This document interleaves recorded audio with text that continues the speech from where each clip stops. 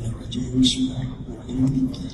Alhamdulillah rabbil alamin wassalatu wassalamu ala asyrafil mursalin sayyidina Muhammadin wa alihi washabbihi ajma'in. Wala haula wala quwwata illa billahil azim. Masyaallah. Terima kasih Profesor Madia dan Dr. Anis, teman-teman panel yang saya hormati, Timbalan Rektor Profesor Madia Dr. Syarah,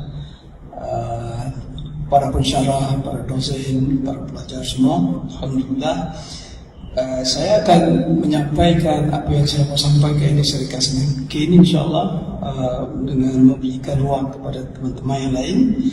Apa yang saya nak cakap ini bukan lagi SDG 17, tetapi saya melompat kepada satu lagi yang dipanggil sebagai SDG 18. Saya rasa dalam konferensi ini saya lihat kepada kertas kerja memang banyak sudah dibincangkan daripada SDG 1 sampai ke SDG 17 Islam.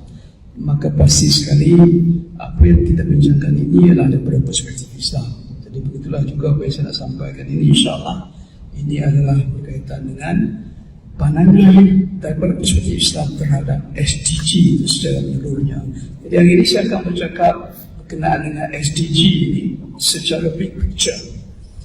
Secara big picture, supaya dengan itu nanti insyaAllah Allah izinkan, kalau boleh dimanfaatkan, boleh dijadikan kerangka kepada apa jua SDG yang akan datang. Sebab SDG ini mula 2015 akan berakhir 2030, ada 6 tahun saja lagi. Jadi apa yang kita akan bincangkan di sini, wallahualam sempat kita realisasikan ataupun tidak. Tapi kita bincanglah demi untuk kesejahteraan sosial, ekonomi, alam sekitar sebagaimana yang dikehendaki oleh SDG 17 tadi, dan juga oleh 193 negara pertubuhan bangsa-bangsa bersatu.